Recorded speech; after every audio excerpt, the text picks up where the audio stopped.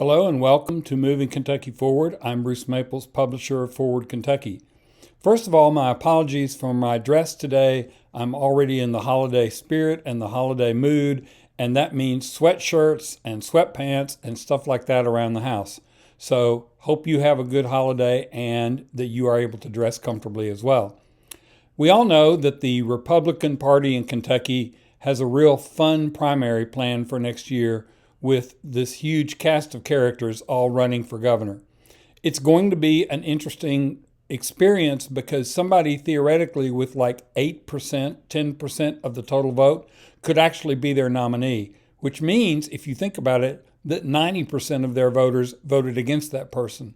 So it's going to be really interesting because Kentucky doesn't have a runoff, so it's not like they take the top two. And if nobody gets a majority, it's still whoever gets the most votes. There's another opportunity, another option here, which is ranked choice voting. Ranked choice voting has been around for a long time. There are a number of states that use it, and certainly a number of cities that use it. And it would be the perfect solution to the GOP's problem next year, and it would make all of our elections better for a lot of reasons. So we were able to meet with one of the leaders of Rank the Vote Kentucky and learn more about ranked choice voting. Let's take a listen right now. So we're here today with Mathew Ruberg of Rank the Vote. Mathew, welcome to Moving Kentucky Forward. Bruce, thanks for having me. I'm excited to be here. We're excited to have you. As you know, we have an interesting situation this coming year. Kentucky, unlike many other states, does their statewide elections in an off year. So 2023 is going to be our election for all the statewide officers, with obviously governor heading up the list and then secretary of state and so on and so forth.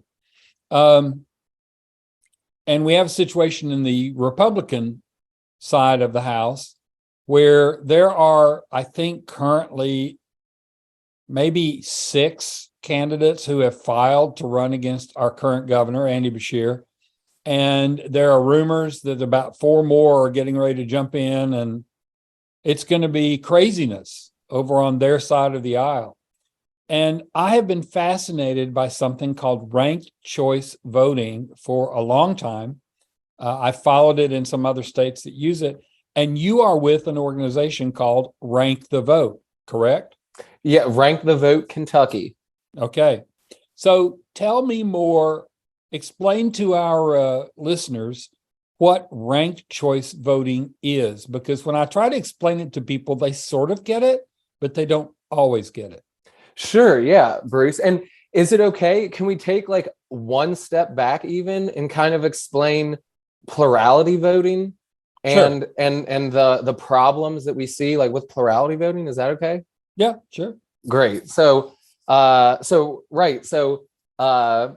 with Kentucky having their very crowded Republican primary coming up, I think it's a great time to talk about ranked choice voting and all the benefits that it has, because I think what we're going to see are some people who are upset with the way the vote turns out, and I'm going to talk a little bit about the problems that we have. And how ranked choice voting solves those problems. So, the way that we vote right now is called plurality voting, right? And with plurality voting, you go in, you vote for one candidate for a race, and whichever person has the most votes wins the election. But if you start looking a little bit closer, you start to see that that has some issues with it. The first issue being that it does not guarantee a majority winner. And that's the reason why it's called plurality voting, because you can win with just a plurality, which means more votes than anyone else in the race. And so you see that happen in Kentucky quite a bit, actually, right? There are non-majority winners in 66% of primary elections between like 2012 and 2018. 66% of primary elections with more than two candidates had non-majority winners, had only plurality winners. And 21% of general elections with more than two candidates had non-majority winners. So that seems like a problem. Obviously, more people are voting against the person who ends up winning than for the person who ends up winning. And that's a problem. And there are some other problems. So, for example, if we have three candidates in a race, what you're saying is candidate A gets 40% of the vote, candidate B gets 30%, candidate C gets 30%. So candidate A wins with 40%, but the truth is that 60% of the people voted against candidate A. Exactly.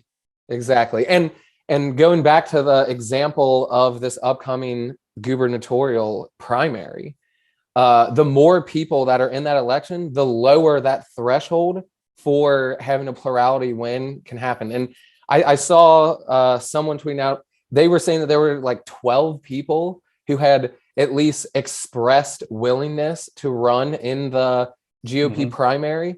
And with 12 people in the GOP primary, you would need only a little bit over 8% of the vote in order to win a plurality election, like potentially.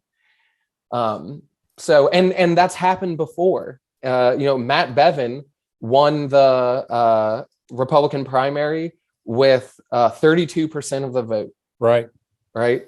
So it's not it's not out of the realm of possibility for that to happen even here in Kentucky. And then there are other bad things that happen with plurality, like the spoiler effect, right? So people say, well, there's candidate A and B that you're used to, that you see from the big parties, and then there's candidate C. And people say, well, if candidate C wasn't there, what could have happened? What would have been different? And what we won't know. And so, and then there are other problems, and we can get into those, Bruce, if we have time for it. But I want to talk a little bit about how ranked choice voting works, both for voters and people who are administering elections, and then how that solves the problems that we talked about already. And so ranked choice voting is really a simple change to the way we vote, right? So instead of, for each race, instead of supporting one candidate, you can rank candidates in order of your preference, first, second, third, and so on. And if your first choice candidate cannot win, your vote is automatically transferred to your second choice or third choice, and so on. And so that's the only change for voters, right? Instead of voting for one person in each race, you can rank candidates in order. And for election administrators who are trying to determine a winner, they also have a couple changes, right? So the workflow of an election administrator with ranked choice voting starts out very similar to plurality voting. You add up all of the first place votes. You see if anyone has a majority over however much percent of 50%. And if they do have a majority of all the first place votes, then they're the winner, just like in a plurality election. If no one has 50%, if no candidate has a majority, then they go into rounds of eliminating the lowest, the last place candidate. And when that candidate is eliminated, anyone whose vote counted towards that candidate who was eliminated, their vote is transferred to their next preference. Those next preferences are added on to the first place preferences that we already had. They retally the votes, see if someone has a majority. If they do, we have a winner. If they don't, then they continue eliminating candidates until we have a majority. And so that is the way that ranked choice voting works, like mechanically. And how does that solve the problems that we talked about? Well, first of all, it guarantees a majority winner. At any time, like it will continue eliminating candidates until one candidate has at least 50%. So that's a definite positive. It eliminates the spoiler effect, right? So when that candidate C cannot win, their supporters still have a say in the outcome of the election. They say, well, if candidate C wasn't in there, well, out of candidate A and B, I would prefer to have this one rather than that one. And I think another like good example of how this works out is a lot of listeners might have heard about the runoff elections in a state like Georgia, where it kind of works the same way, where in Georgia, they had the election, none of the candidates got 50%, got a majority.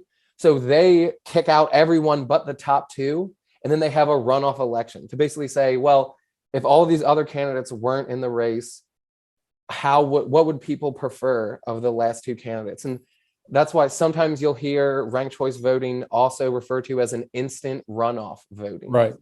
Because you basically get that runoff without having to bring people back to the polls, without having to do a whole nother election.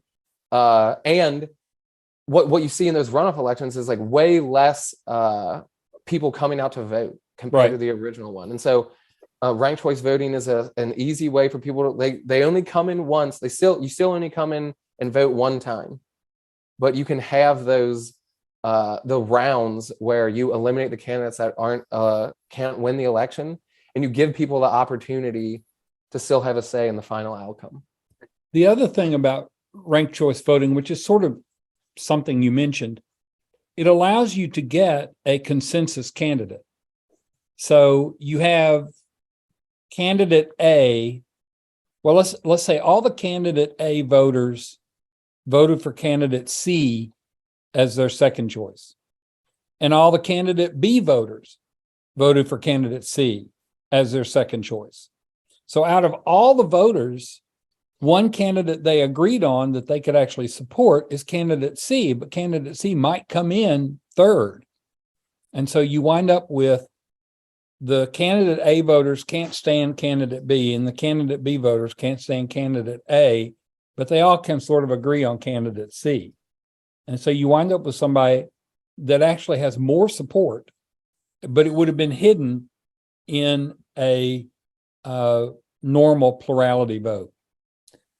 Yeah, exactly. And so, I think the appealing thing about ranked choice voting there is it allows people to express more than they would be able to with a regular plurality election. Right. And I think it's important to talk a little bit about how, we make our rules and then our rules influence us, and I think it's important to talk about that with that kind of like involuntary, you see it in the elections right now is like kind of like polarization, right? So what happens is candidates right now don't really need to appeal that broadly because they know if they turn out their partisan plurality, that's all they need to do. Right. And so as the years have gone by, and what you see happening is people who are worried about wasting their votes, like moderates and independents, they're encouraged to like vote tactically to find someone who might be electable, right? And so like you were talking about, the people who might have, in the example you were mentioning, the people who might have supported candidate C, like really, like in their heart of hearts, they say, oh, well, I really like candidate C, but I'm going to waste my vote if I vote for them because the only game in town is A and B.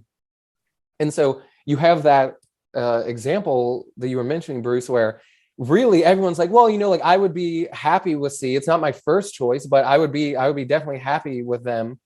But they don't have the opportunity to express that with plurality voting. So let's talk about practicalities. Ranked choice voting is done. I know it's done in Alaska. Where else Maine? Is that another state that does ranked choice? Yep. How many states are there that currently use ranked choice voting at some level? That's a great question. And so Maine was the first state to use ranked choice voting for all elections statewide. And they started that, I think it was like 2 cycles ago. So they have elected 2 sets of like US Congress people with ranked choice voting. They elect their governor So they all of their elections now use ranked choice voting. Alaska just became the second state to use ranked choice voting statewide, and this most recent election in 2022. And actually, they had like a special election that people might have heard about with Mary Peltola and in Alaska. And so they just had their first round of statewide elections. But then some municipalities throughout the country have been using ranked choice voting for quite a while. And so those are cities like San Francisco, Minnesota, New York City just started using ranked choice voting. Like for you, a lot of people might have seen their mayoral primaries, Right. and their mayoral election use ranked choice voting. And then there's some other states, like one that's more like Kentucky probably is Utah, is like a red state. So they have a local option, and municipalities can opt in to using ranked choice voting for their municipal elections.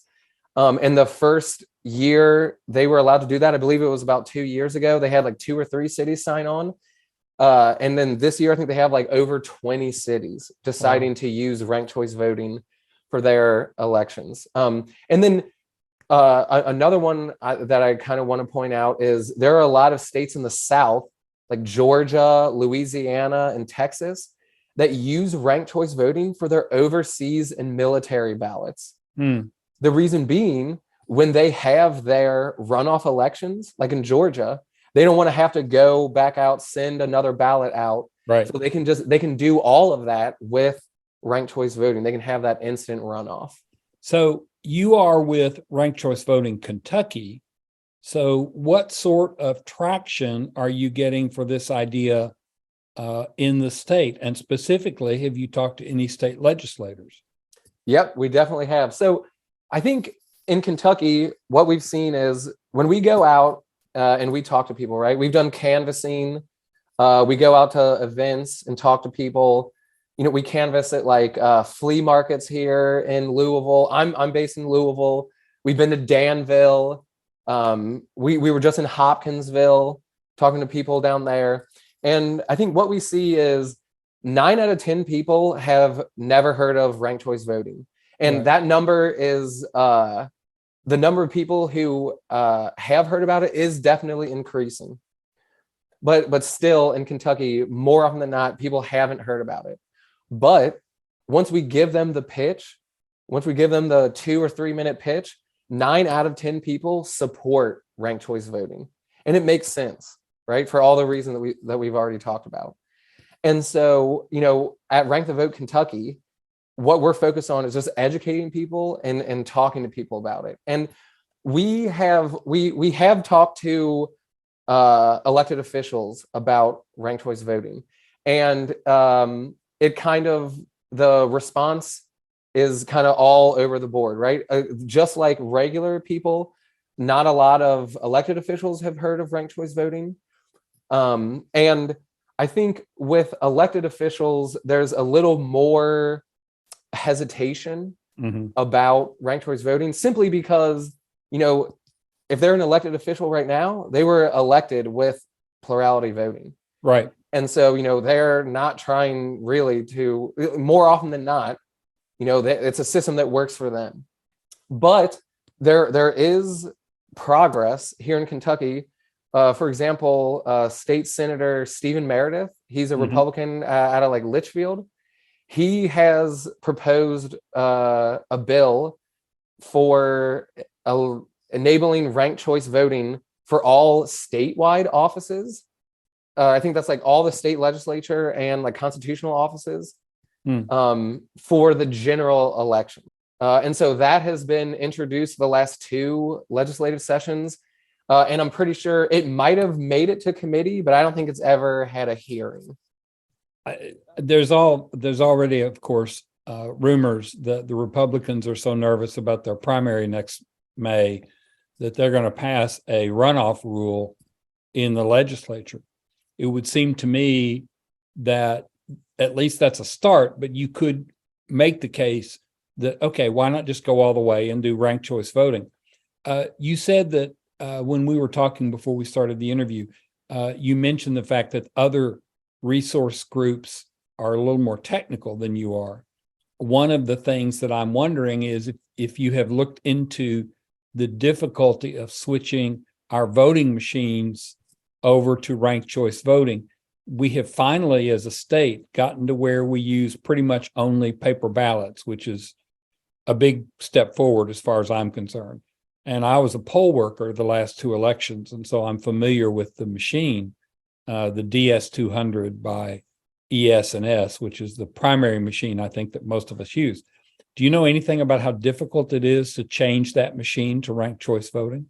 Yeah, so that group that we were talking about, Bruce, they're called the Ranked Choice Voting Resource Center. They are excellent. Most of them are former election officials. A lot of them are based out of North Carolina.